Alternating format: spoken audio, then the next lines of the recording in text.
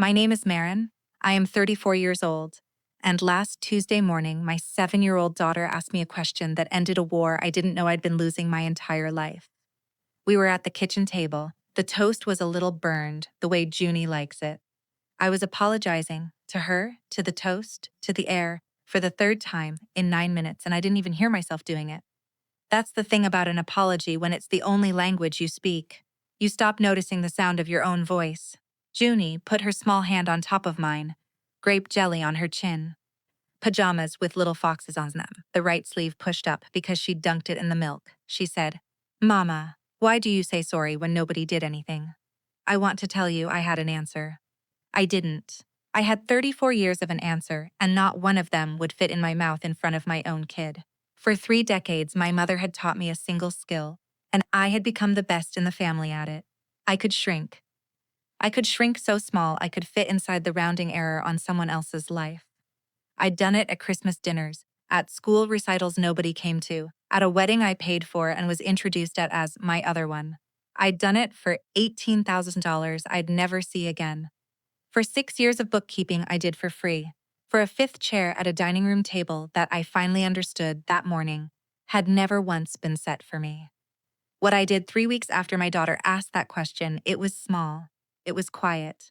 It fit on a single sheet of paper, in a manila folder, slid across a kitchen table to a woman who knew my mother better than my mother knew herself. And what happened next? They didn't expect it. I'm Maren, and this is Confession Chronicles. If your family has ever loved a version of you that wasn't actually you, stay. You'll want to hear how this one ends. Subscribe if you want to come back for the next one. I'll be here. Let me tell you about the fifth chair. Linden, Pennsylvania. 40,000 people, 2 stoplights downtown, 1 diner that's been the same diner since 1962, and 1 Methodist church my mother has been running, unofficially, for the better part of 20 years. If you've ever lived in a town like this, you know there's no real difference between gossip and weather. Both arrive without warning. Both change what you wear. Before I tell you what my mother did, I have to tell you what she was. Because if I skip that part, if I make her the villain on minute 1, you'll think this is a story about a bad woman. It isn't. It's a story about a woman who used to be good, and what happened when good stopped being enough for her. When I was 8, I had a fever of 104. Strep throat that turned into something the doctor at the time couldn't name. My mother sat on the bathroom tile floor with me all night. She had a paperback in her lap she never once opened. She had a wet washcloth she kept reverting in the sink. At one point I woke up. I remember the light from the hallway making a long yellow rectangle on the floor, and she was humming, not a hymn. Some old Patsy Cline thing. She was stroking my hair like it was the most important job in the world, and her face was the face of a woman who was not performing. That woman existed. I am not making her up. I have spent 26 years trying to find her again. By the time I was old enough to ask where she went, my father Clifford had had his first stroke, and my mother Lorraine had discovered something more reliable than a husband.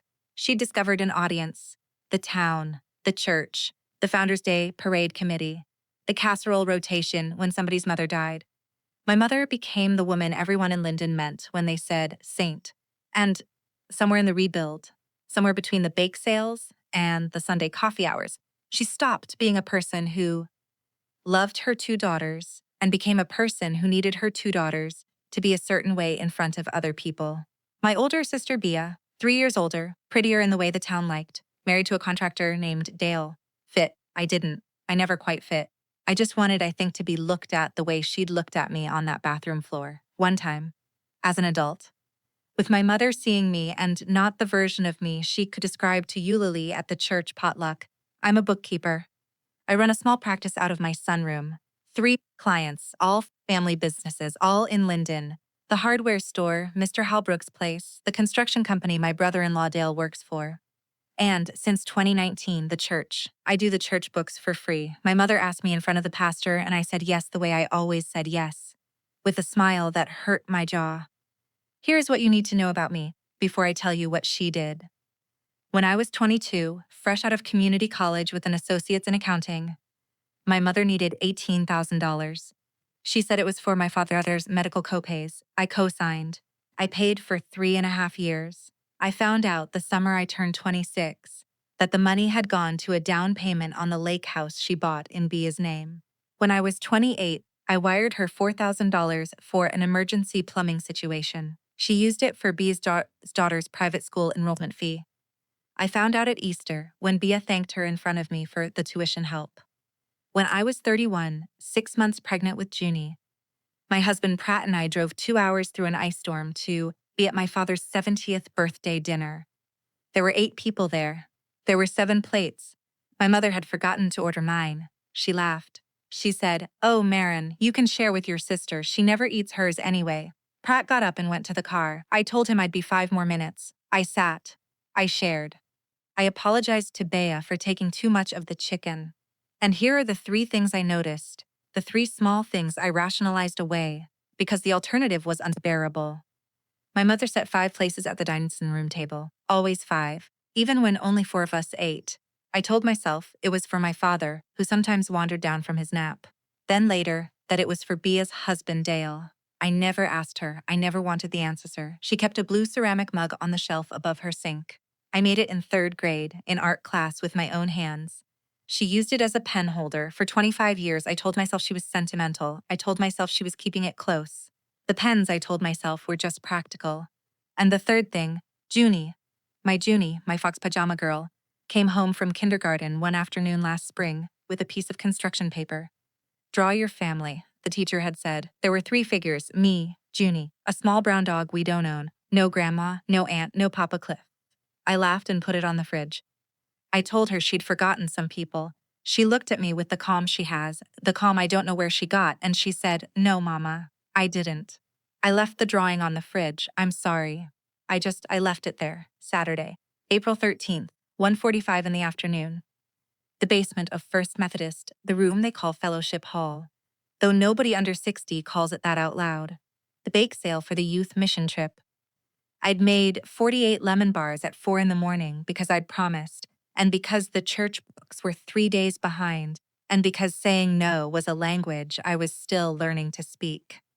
I was wearing the navy blouse with the small white buttons. I don't know why I remember that. I remember it the way you remember the weather on the day of a car accident.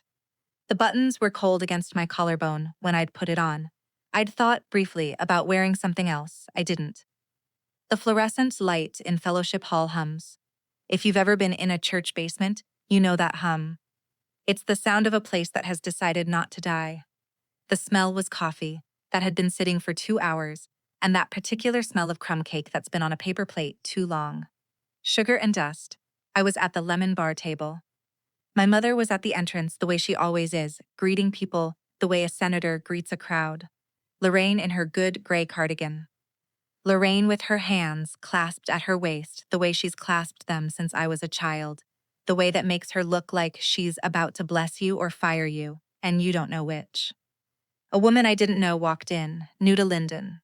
The pastor had mentioned her, a young mother who'd moved up from Baltimore after her divorce. She was maybe 30. She had a little boy with her, about Junie's age, holding a stuffed dinosaur. My mother extended her hand. My mother said, "I'm Lorraine, so glad you came.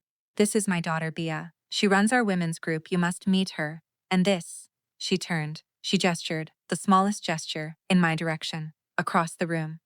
With 3 of the church ladies watching, and the new woman watching, and her little boy with the dinosaur watching, my mother said, "And that one's Maren. She does our books. She doesn't really count. She doesn't really count, I want to tell you," she said it sharply. She didn't. That's the thing.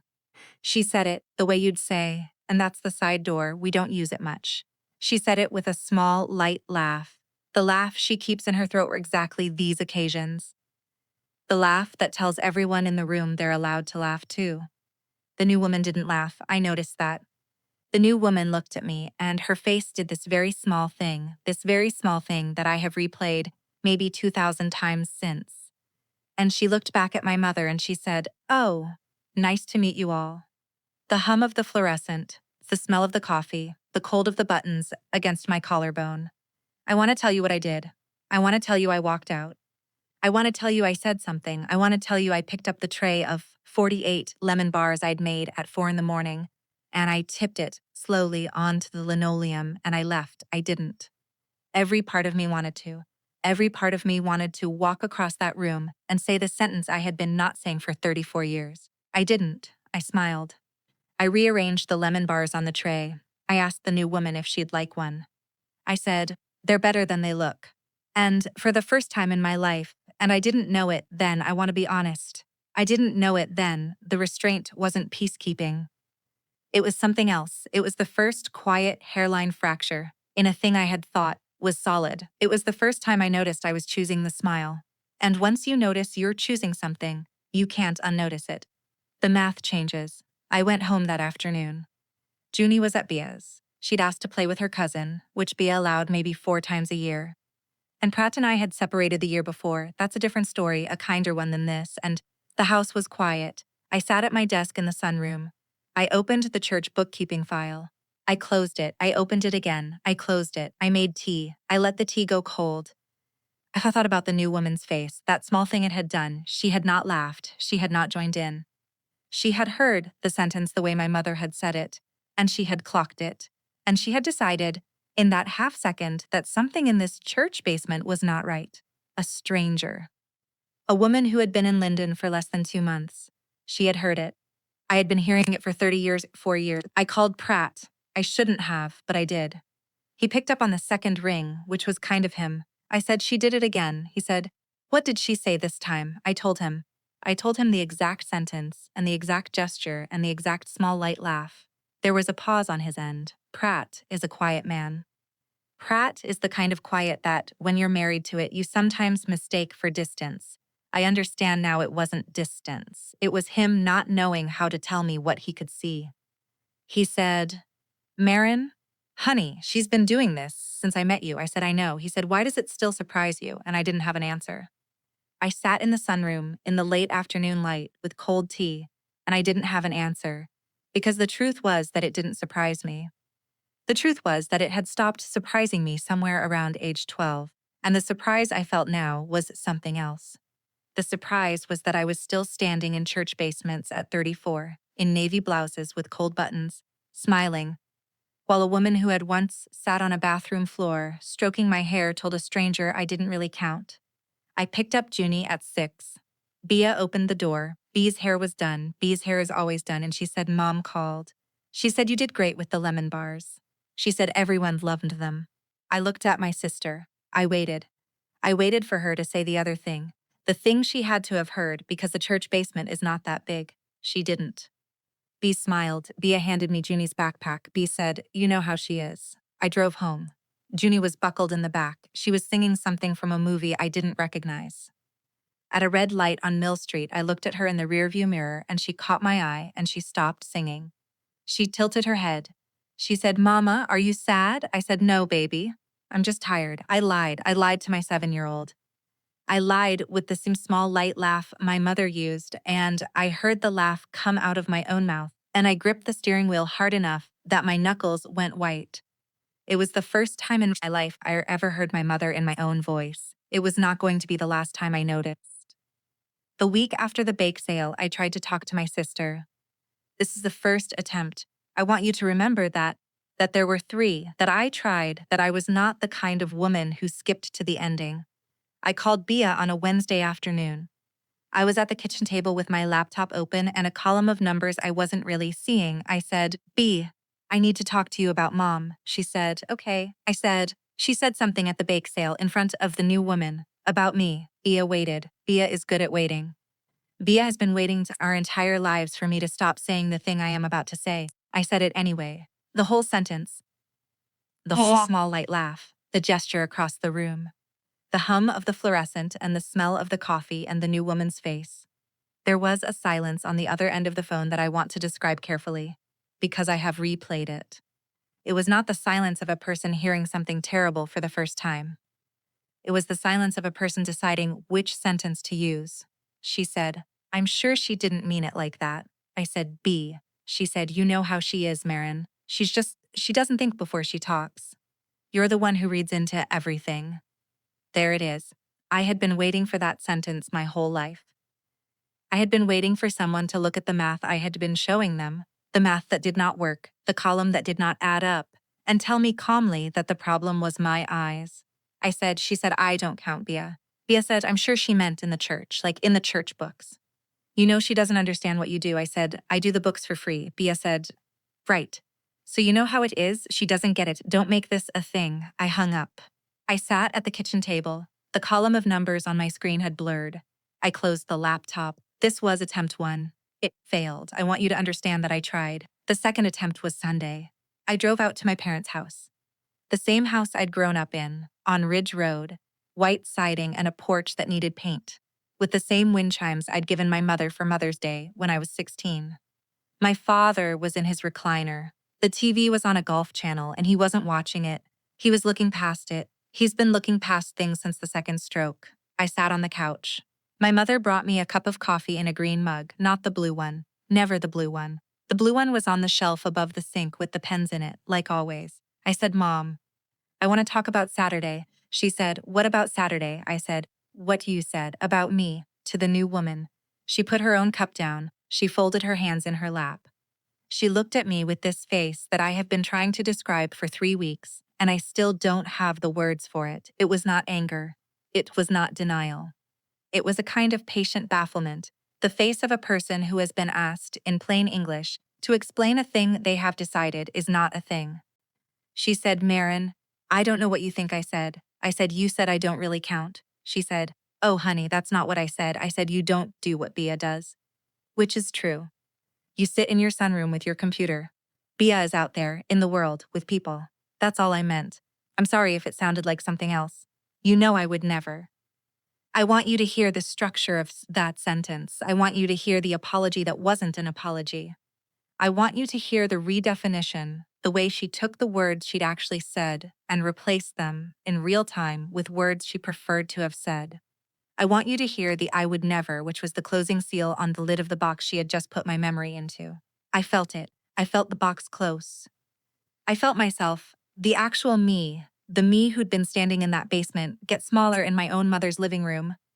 Until the version of me that was in the room was the version she could describe to you, Lily, at the next potluck. Maren, who comes by, who sits on the couch, who drinks her coffee, who doesn't make a fuss. I said, okay, Mom. I said, I'm sorry, maybe I misheard. I lied. I sat in her living room and I lied to her face. And I drank the coffee she had not brought in the blue mug, and I noticed for the first time that the table in the dining room was set. 5 plates. 4 people in the house. 5 plates. I said, Mom, the 5th plate. Who is that for? She didn't even look. She said, old habit. I said, whose habit? She said, Maren. Don't be strange. That was attempt 2. It failed worse than the first. The third attempt, I'm not proud of this one, was an email. I wrote it on a Tuesday night, after Junie was in bed. I sat in the sunroom, with the door open to the yard, and I drafted the whole thing. 4 paragraphs. I tried to be calm. I tried to be specific. I listed 3 of the things, just 3, Fee, not all of them, that I wanted her to know I'd noticed. The $18,000, the 70th birthday dinner, the bake sale. I read it back. I deleted the 18,000, too much. I read it back. I deleted the 70th birthday. Too long ago. I read it back. The only thing left was the bake sale. I read it back. I deleted the email. I sat in the sunroom and I cried for about 10 minutes. The quiet kind, the kind you do when the kid is asleep 2 rooms away. I cried not because she had hurt me. I cried because I had just sat at my own desk and edited my own pain down to 1 sentence and then deleted the sentence. This was the moment, I think, when I should tell you about Ruth. Ruth lives across the street. She has lived across the street since before I was born. She is 78 years old. She wears her white hair short. She keeps a vegetable garden that produces more tomatoes than 4 households could eat, and she has known my mother for 41 years. The Wednesday after the email I didn't send, I was walking up the driveway with the mail, and Ruth was on her porch with a glass of iced tea. She has a way of being on her porch at exactly the moments you need someone to be on a porch. I don't know how she does it. I have a theory she watches more than she lets on. She said, Maren, come sit a minute. I sat. The wicker chair creaked the way it had creaked since I was 9. She handed me a glass of iced tea I didn't ask for and didn't refuse. She said, how was the bake sale Saturday? I said, fine. She looked at me. Ruth has eyes the color of weak coffee, and they have the patience of weather. She said, Maren, how was the bake sale Saturday? I told her. The whole thing, the new woman, the sentence. The gesture, the hum of the fluorescent. I told her about Bia on the phone.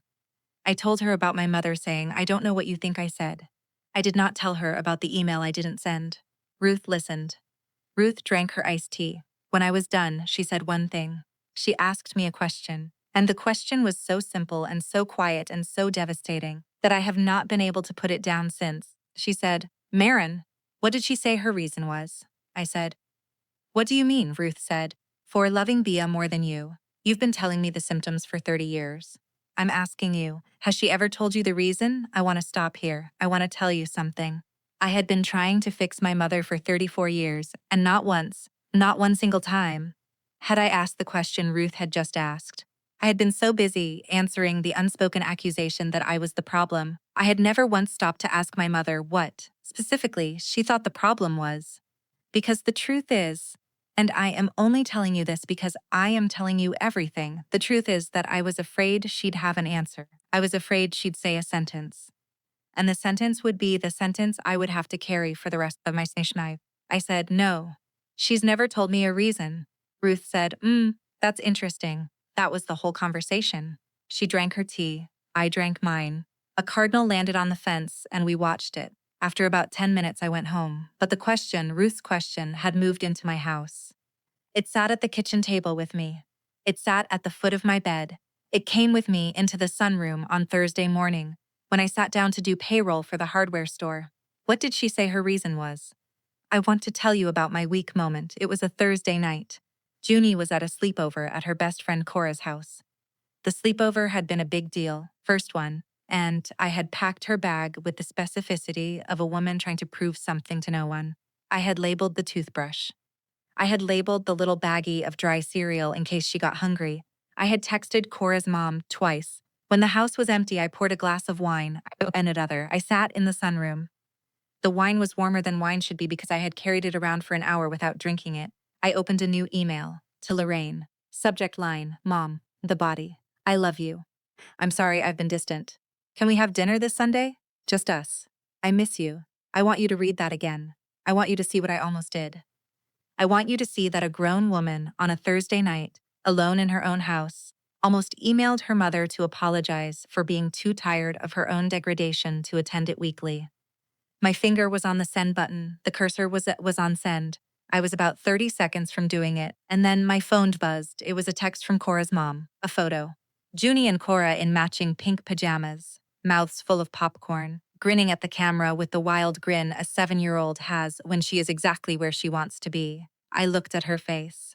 My daughter's face. Grape jelly girl, fox pajama girl, the girl who had drawn 3 figures on her family tree, none of them her grandmother. I closed the email. I did not save the draft. I closed it. I sat in the sunroom and I said out loud to the empty room, "What are you doing, Maren?" It was the first time in a long time I had said my own name out loud. It sounded like a stranger's name. It sounded like the name of a woman I had not been allowed to meet. Friday morning, I called Pratt. I said, "I think I need to look at the church books." He said, "Why?" I said, "I don't know yet." He said, "Maren, if you don't know yet, you know. I want to tell you about Bia one more time, because the spiral isn't done, and I don't want you to think she was only ever the enabler." Bia called me Friday afternoon. Out of nowhere, she said, "Mom is upset. She said you came over Sunday and you were cold." She said I was cold. Bia said she said you wouldn't drop something. She said you kept bringing up the bake sale. I said, "B, were you at the bake sale?" There was a pause. Bia was at the bake sale. Bia was always at the bake sale. Bia since the women's group, and the women's group had organized the bake sale, and Bia had been 6 feet from my mother when she'd said the sentence. Bia said, "I didn't hear it, Maren. I told you." I didn't hear it. I said, "Okay, Ba," she said. I'm just trying to keep the peace, and here's the line I want you to remember. Because it is the line I should have said to Bia 30 years ago. And it is the line I finally said on a Friday afternoon at 3:47 in the kitchen, with a column of numbers I was not seeing. I said, "B, whose piece?" She didn't answer. She said she had to go pick up Dale from work. She hung up. I stood in the kitchen. The afternoon sun was coming through the window over the sink. The blue mug was on the shelf with the pens in it, 240 miles away in another woman's kitchen. The 5th chair, with no one ever in it, was at the dining room table in that same kitchen. And my own column of numbers, my own ledger, my own accounting, The columns I had been keeping in my head for 34 years. Finally, on that Friday afternoon, did the thing that columns do when you stop lying to them. They balanced. They balanced in a way I did not want them to balance. They balanced toward a truth that I had spent my entire adult life subsidizing. I want to stop here. I want to ask you something. If you are listening to this, and you have ever been the daughter who keeps the peace, the son who absorbs the joke, the sibling who pays the bill nobody talks about, drop the word ledger in the comments, or the word column, or just the word balance. Because what I did next, what I did on the Friday night after that phone call, changed everything, and I want you to be here for it. I want to know I am not telling this to an empty room. That night, after Junie was in bed, I opened the church books. I opened the file I had been not opening for 2 years. I sat in the sunroom with the door closed and the lamp on, and I read every line of the bake sale account for 6 fiscal years. The math did not work. I had known the math did not work since 2022. I had known it the way you know there is a sound coming from your car engine that you don't want a mechanic to name. The math did not work in a specific way. The math did not work in the way the math doesn't work when small amounts.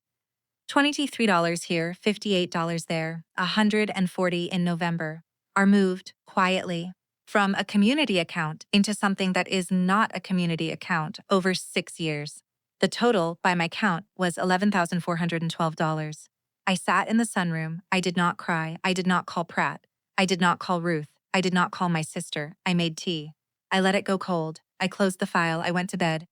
I lay on my back in the dark, and I stared at the ceiling, and I thought about my mother on a bathroom floor, humming a Patsy Cline song, with her hand in my hair like it was the most important job in the world.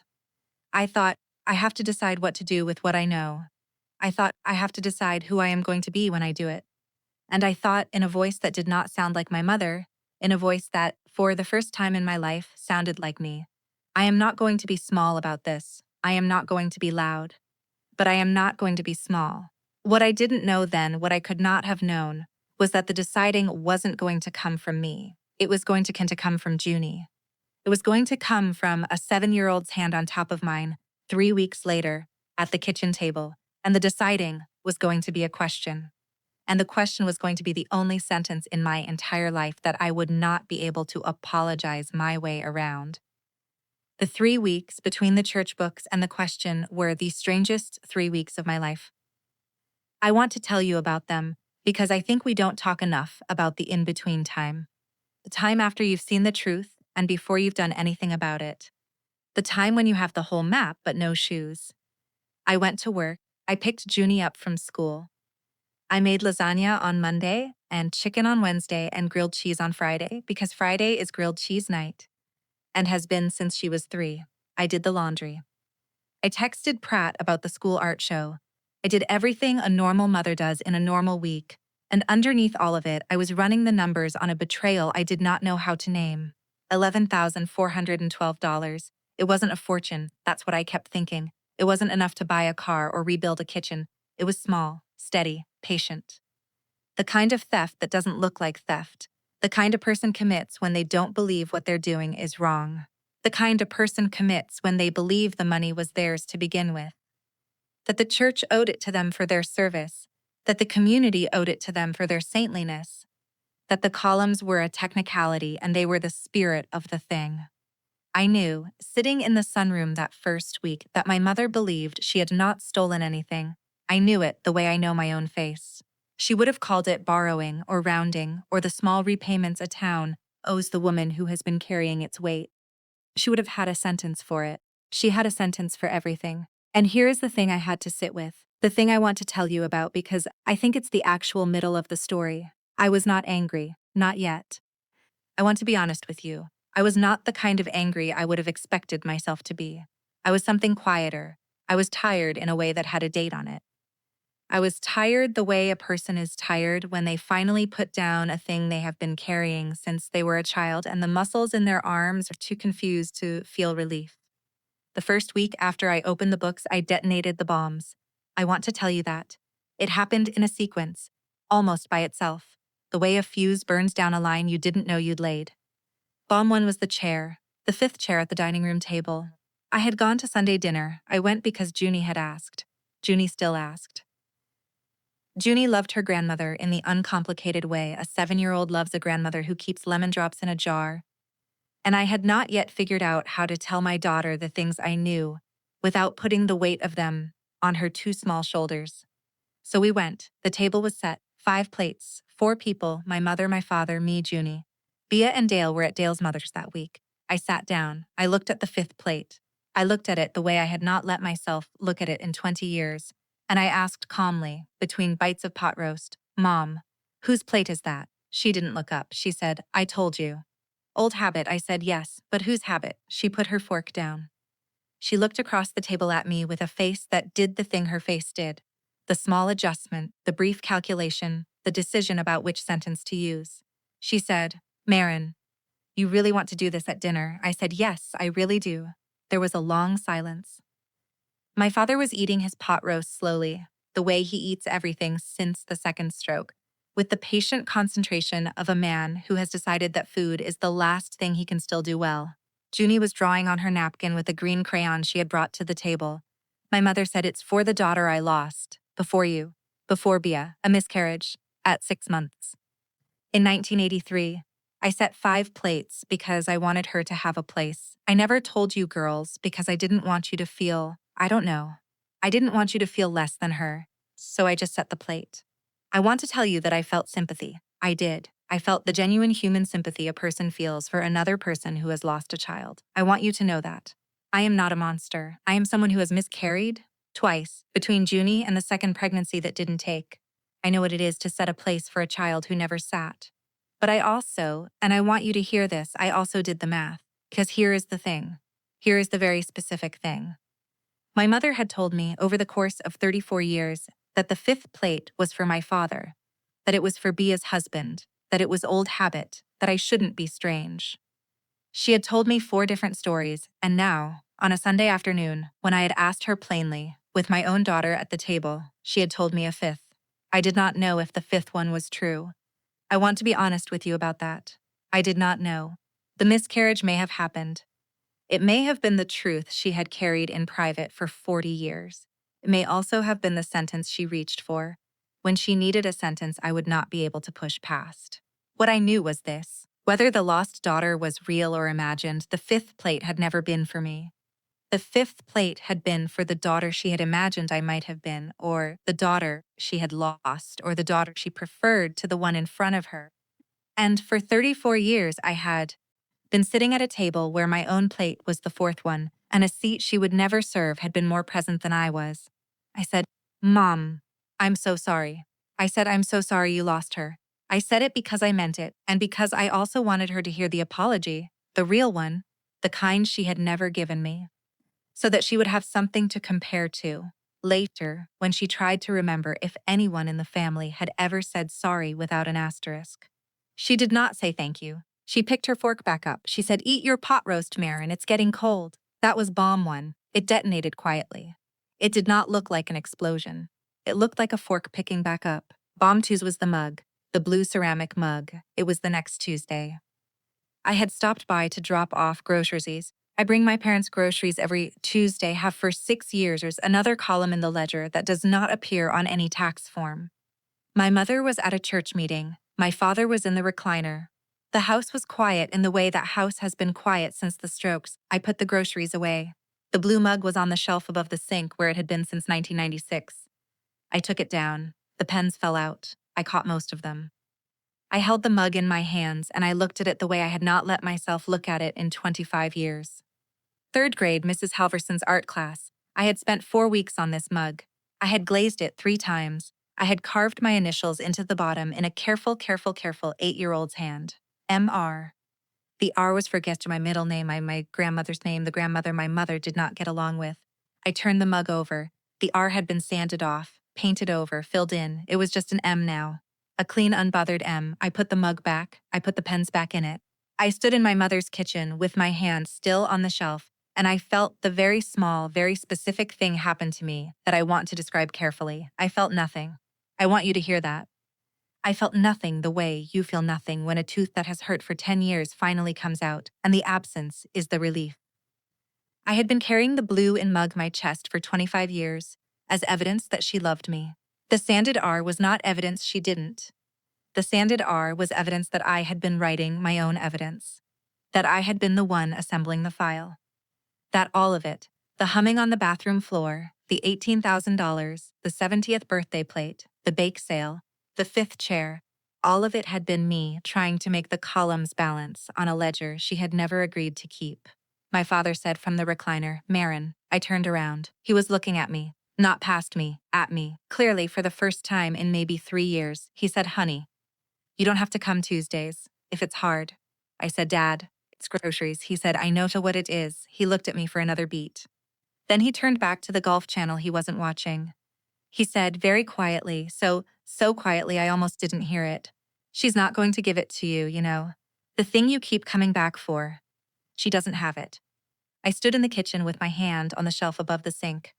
And my father, the man who had been looking past everything since 2009, had just, in 11 words, told me the truth my entire family had spent 34 years not telling me.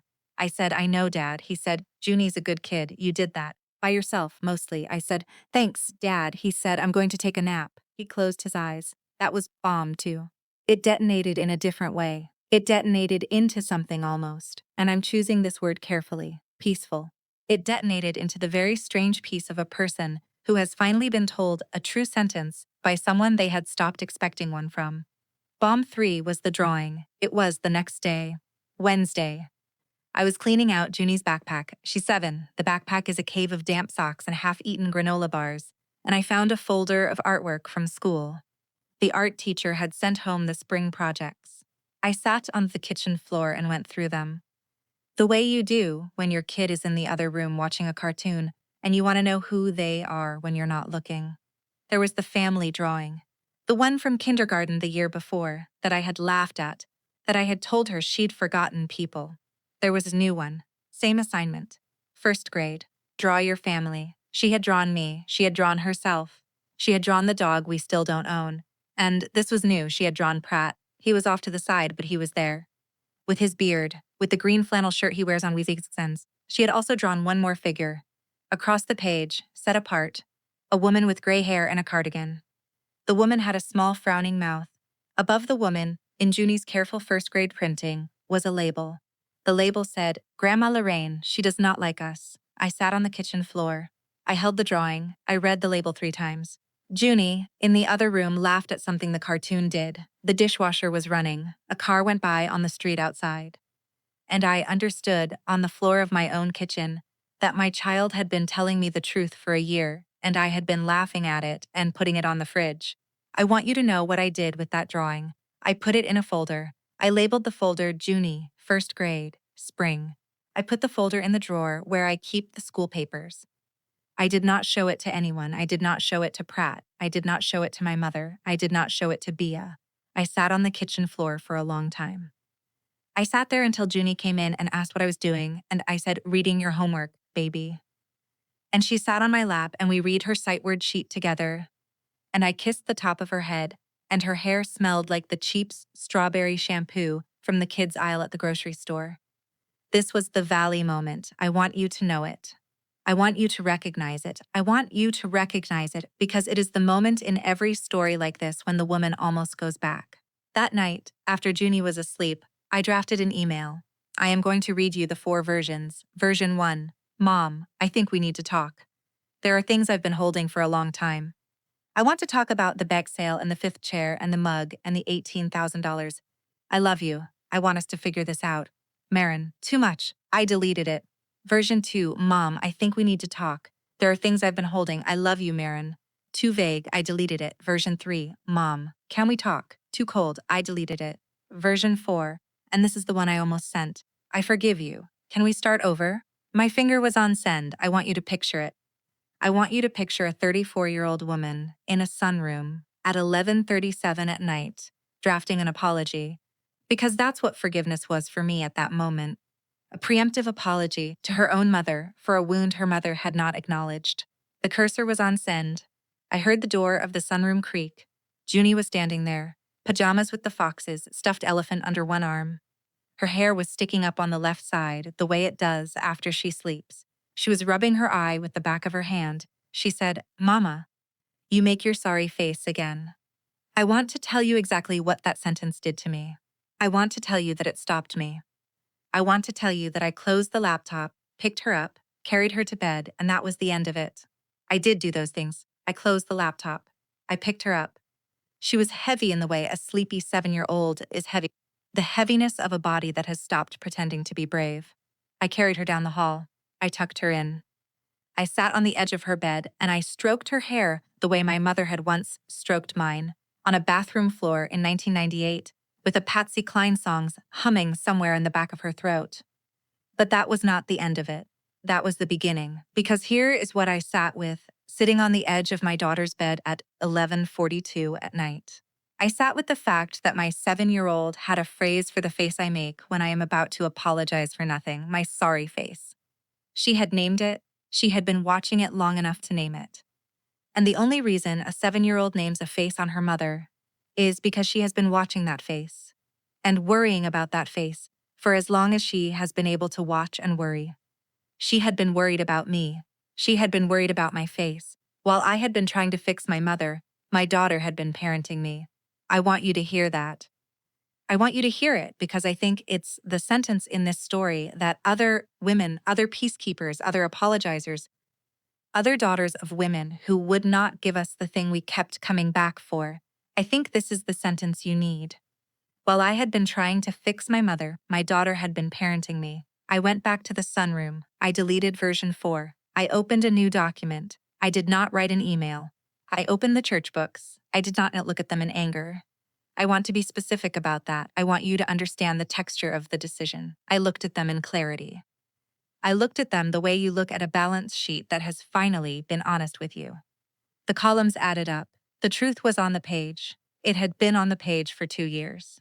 And my job, my actual job, the one I had been hired to do by the church, by my mother, by my own conscience, was to do something about it. But I was not going to do something about it the way my mother would have. I was not going to call a meeting. I was not going to send an anonymous letter. I was not going to embarrass anyone. I was going to take it to one person, in the right room, at the right time. I printed the 6-year summary. I put it in a manila folder.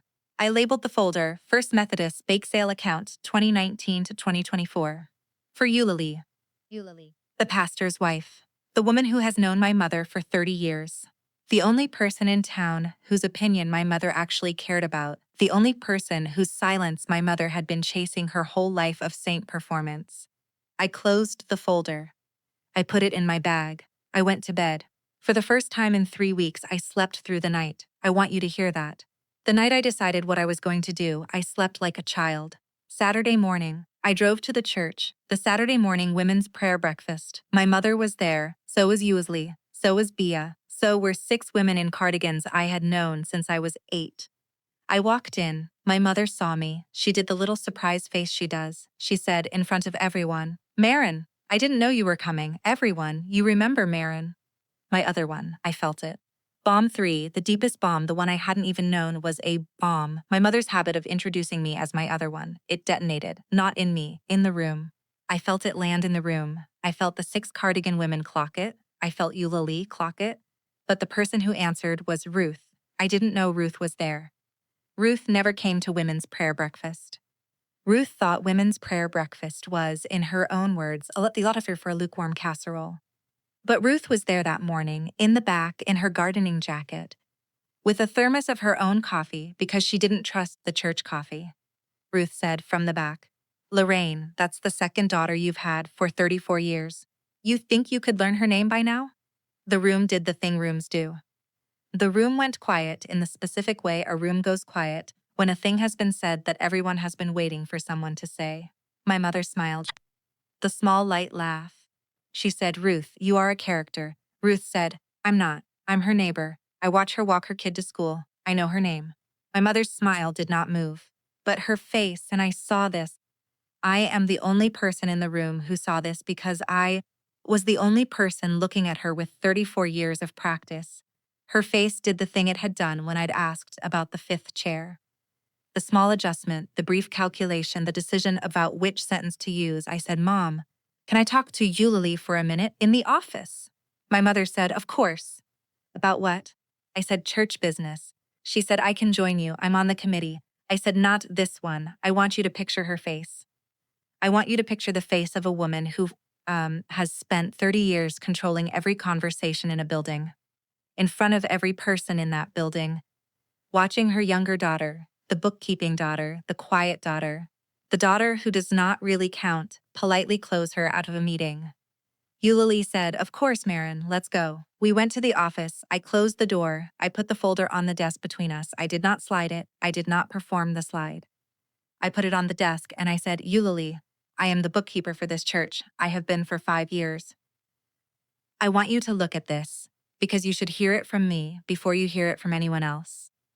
And because I need someone in this building who isn't me to decide what to do about it. She opened the folder. She read for about 4 minutes. The room was very quiet. She closed the folder. She looked at me. Eulalie has been a pastor's wife for 31 years. She has the patience of a person who has heard every kind of confession a small-town church basement can produce. She said, how long have you known? I said, 2 years. She said, why didn't you come sooner? I said, because she's my mother. She said, and why are you coming now? I said, because my daughter has a phrase for the face I make when I apologize for nothing. Eulalie did not say anything for a long time. She put her hand on the folder. She nodded once. She said, Maren, thank you. I will handle this, with grace and with the seriousness it deserves. Your mother will be asked to step down from the committee. The money will be addressed privately. I will not let this become a town story. I said, thank you.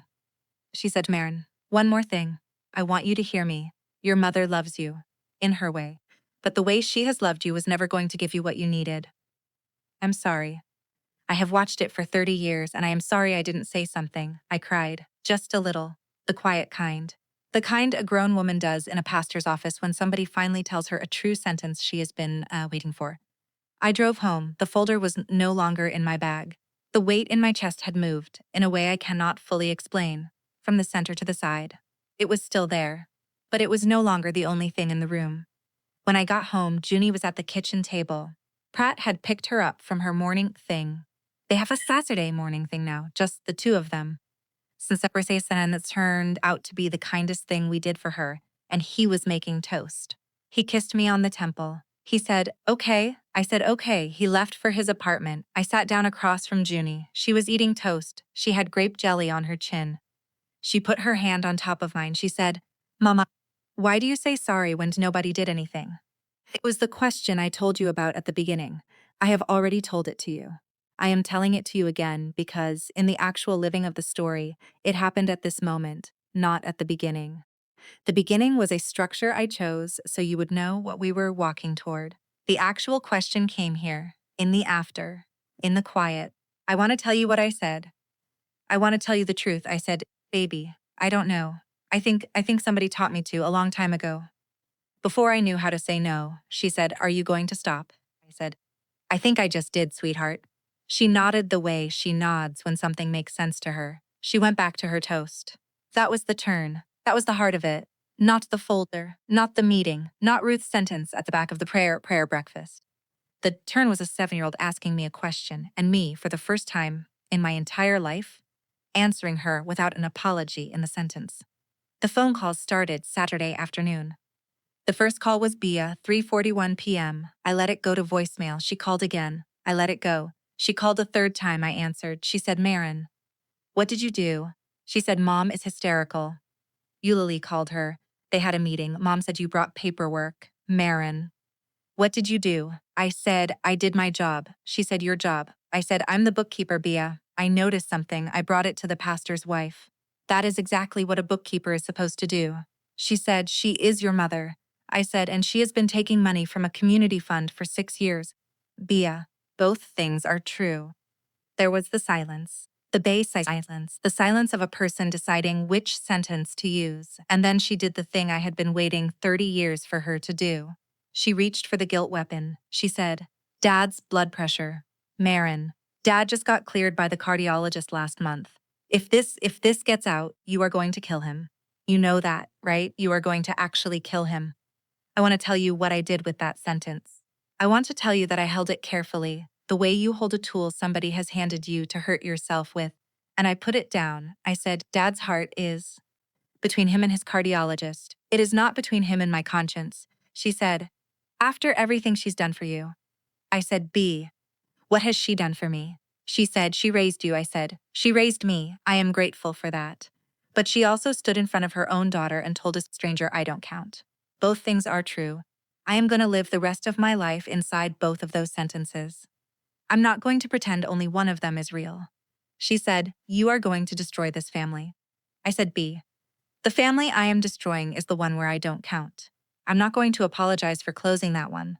She hung up. The second call was my mother, 11:47 p.m. that same night. The voicemail was 40 seconds long. I want to tell you about it because I listened to it 9 times.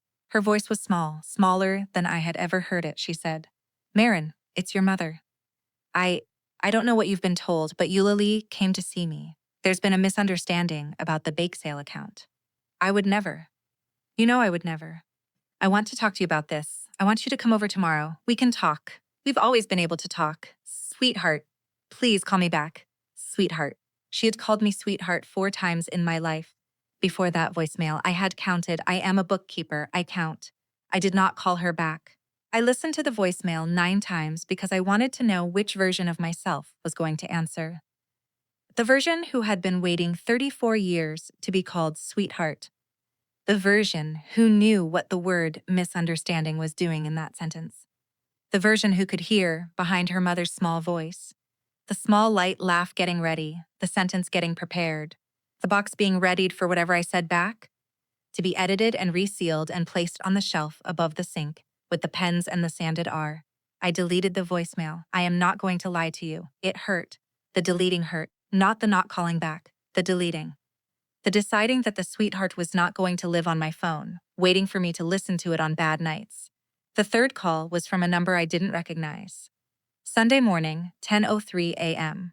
I answered. It was Eulalie. She said, Maren, I wanted you to know. I went over last night. Your mother and I had a conversation. She has agreed to step down from the committee. She has agreed to a quiet repayment plan. There will be no police report. There will be no public statement. The committee has been told there is a family matter. That is all. The town will not know. I said, thank you. She said she asked me to ask you something. She asked me to tell you she is sorry. I said, Eulalie, with respect. If she is sorry, she can tell me. Eulalie was quiet for a moment. Then she said, yes, that is what I told her. I want to tell you about the social consequence. Because in a town like Linden, the financial consequence is the small one. The financial consequence is $11,412 repaid over time in a private envelope to a discrete account. That is the easy part. The real consequence was Sunday morning service. My mother did not come. The first Sunday she had missed in 21 years. By Wednesday, 3 women in cardigans had asked Ruth on her porch what was going on. Ruth told each of them the same sentence. Ruth told me later what the sentence was. The sentence was, Lorraine's taking a little time, family matter. She'll be back when she's ready. You know how it is. That sentence, that exact small Linden sentence, traveled. By Friday, my mother had stopped going to the grocery store on Mill Street and started driving to the one in the next town over. By the second Sunday she missed, the seat she had sat in for 21 years, third pew, left side near the aisle, was empty in a way the congregation noticed. By the third Sunday, Eulalie sat in it, on purpose. It's a small mercy, a small statement. Eulalie has a way of saying things without saying them. I did not gloat. I want you to know that. I did not feel triumphant. I felt, mostly, the strange tired tenderness you feel when the war ends and you realize you weren't sure, going in, that you wanted to win. Bea did not call me again for 2 weeks. When she did, she called from Dale's truck. I could hear the engine. I could hear Dale humming in the background, the way he does, off-key, comfortable. She said, Maren. I need to tell you something. I said, okay. She said, I heard her, Maren. At the bake sale, I heard her say it. I lied to you. I waited. She said, I've been lying to you about a lot of things. For a long time, I lied to you about the lake house. I knew about the 18,000, Mom told me. She said it was, I don't know what she said. I don't remember what she said. I just took the house. I waited. She said, I don't know how to fix any of this. Maren, I am a coward. I have been a coward my whole life. You were the one who saw it, and I was the one who didn't have to. I'm sorry. She did not say it well. She rambled. She over-explained. She used the word I'm sure 4 times. She started with, I'm sure I'm not asking for forgiveness. She started with, I'm sure I'm not, I don't know. It was the worst, most honest apology I have ever received in my life. It did not fix anything. It mattered anyway. I read the text she sent afterwards. She sent a text afterwards, a short one, that just said, I love you, Maren. I'll do better. I don't know how yet. I read that text 5 times. I did not respond to it that day. I responded to 3 days later. I said, okay, Beth, I love you too. Let's see. 3 words, let's see. That's all I had for her. It was enough. The Sunday after B's call, Ruth came to my house. Junie was at Pratt's. Ruth stood on the porch with a basket of tomatoes. Ruth always comes with a basket of tomatoes. It is her love language. And she said, I saw your mother in her kitchen last night. I said, from your window. She said, from my window. I'm not going to apologize for looking. I said, I'm not asking you to. She said, she had that blue mug down off the shelf. The pens were on the counter. She was holding it in both hands. She held it for about 10 minutes. Maren. I think she almost drank from it. I don't know what was in it. Tea, maybe. She held it up. And then she didn't. She put the pens back in it. She put it back on the shelf. I did not say anything for a while, Ruth said. I thought you should know, I cried.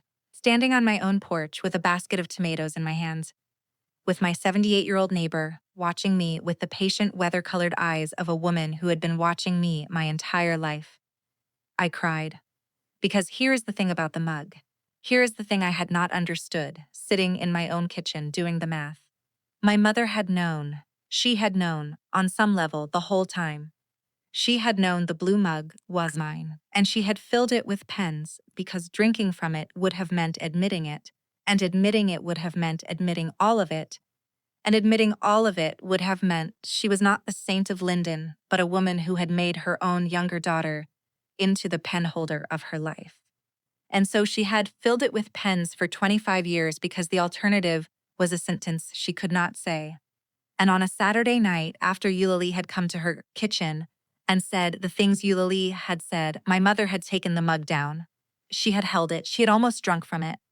And then, because she was who she was, because she had been who she was for 40 years, she had not. She had put the pens back. She had put it back on the shelf. That was her human moment. Not in front of me. Not in front of Eulalie, not in front of anyone, in her own kitchen, alone, witnessed only by an old woman across the street who happened to be at her window. She was real. Just for 10 minutes, she was a real woman who had almost done a real thing. And then she had chosen the shelf. That was the climax, not the meeting, not the calls, not B's apology. It was the shelf. It was the choosing of the shelf by a woman who I had to finally accept was always going to choose it, no matter how long I waited for her to choose me. It has been 7 months since the bakes sale. I want to tell you where we are. My mother and I do not speak much. We speak. We are not estranged. Estrangement was never going to be the answer for me because Junie has a grandmother and I am not going to be the woman who decides her daughter does not. We see each other every other Sunday. I drive Junie out. I drop her off. I sit on Ruth's porch for 2 hours with a glass of iced tea and then I pick Junie up and we drive home. And Junie tells me what Grandma made for snack. My mother and I have not had a conversation about the bake sale. I do not think we are going to. I have made peace with that. Not the easy peace, the one you arrive at on a yoga mat, but the harder peace, the one you build in installments, like a debt being paid down. Some women never get the conversation. I am one of them. I have decided that the absence of the conversation is not the absence of my own dignity. It used to be. It isn't anymore. She did come, once. To my house, about 4 months in. She came alone. She knocked. I opened the door. She looked smaller. I want to tell you that. She looked the way old women look in the morning. Before they put on the version of themselves they show the day. She said, Maren, can I come in? I said, for how long? She said, 10 minutes. I let her in. I made her coffee. Not in the blue mug. We don't have the blue mug in my house. We do not need it in my house. She sat at my kitchen table. She said, I want to say I'm sorry. She said, for the bake sale. I waited, she said, and other things. She did not name the other things. She could not. I have come to understand that she does not have the language for them. Her mouth has been a closed door for 40 years. The words she would need to say to me are words that no one taught her to say, and a 68-year-old woman who has spent her life being admired does not learn new words easily. I said, thank you, Mom. I said, I am not ready to do this conversation today, but I heard you. And I want you to know I heard you. I said, the door is open, 1 inch, not wide enough to walk through. But not locked, I said. It is not going to be one sentence, Mom. It is going to be 10 years of behavior. I'm not asking you to be sorry. I am asking you to be different. She nodded. She drank her coffee. She did not perform tears. She did not perform an apology. She did one thing, exactly one thing, that I want to tell you about because I think it mattered. She reached across the table and she said my name, just my name, Maren. And she put her hand on top of mine the way Junie had put her hand on top of mine that morning. She held it there for about 3 seconds. She got up. She said, I'll see you Sunday. She left. I sat at the table for a long time after she left. I did not cry. I did not feel triumphant. I felt the way you feel after a flu has broken and you know you are going to be tired for 2 more days, but the worst is over. Bea and I are slowly figuring it out. She comes over now. Sometimes she brings Dale. He's a kind man, Dale. I think I never knew that because I was too busy being smaller than him at family dinners to see. He fixed my back porch step in October. He would not let me pay him. He said, Maren, I owe your family a step. He did not elaborate. I did not ask him to. My practice grew. I want to tell you that because it's the small, measurable thing, and I have come to believe in the small, measurable thing. Word travels in Linden. By June, I had 2 new clients. By August, I had 4. The little construction company my brother-in-law Dale works for hired me as their bookkeeper of record. Not a favor, paid. By October, I had to turn down a 5th client because I didn't have the hours. Pratt, who had not been my husband for 2 years by then but had been something else. A kind of partner I'm still finding the word for. Pratt asked me if I would consider hiring.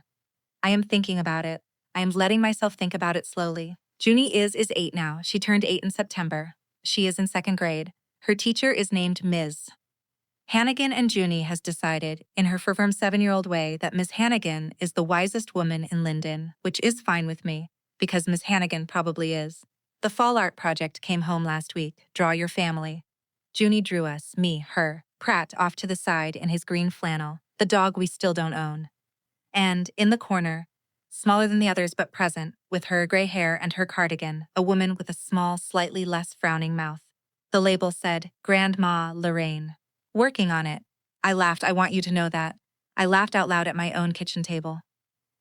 Junie looked up from her cereal and grinned at me. Grape jelly girl. Fox pajama girl.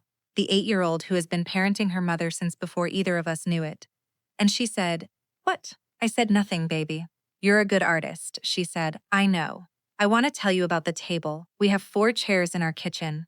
Me, Junie, and 2 for guests. The 5th chair has never been at my table, not once. I bought the table when Junie was 3. I bought it from a man in the next town, over who refinished it himself. It has 4 chairs because that is how many it came with, and because I've never needed more. The morning after my mother came to apologize, I set the table for breakfast. 3 places. Junie was about to be picked up by Pratt for school, and I noticed, halfway through pouring the orange juice, that I was about to put out a 4th plate. For no one, for habit. For a ghost I did not even have a name for. I had been doing this, I realized, for years. I had been setting a 4th plate at a 3-person table and clearing it before Junie came down. A 5th chair I had inherited without inheriting it. A small, unconscious bookkeeping of an account I had not opened. I put the 4th plate back. I sat down across from Junie. 3 plates. 3 people. The right amount, the exact amount. It felt like exhaling. So here is what I want to leave you with. I used to think that the people who underestimated me, the mothers, the sisters, the bake sale committees, the cardigan women, the Sunday dinners with the wrong number of plates. I used to think they were the problem. That if I could just be loud enough, big enough, successful enough, important enough, they would finally look up from the version of me they preferred and see the actual me. I was wrong.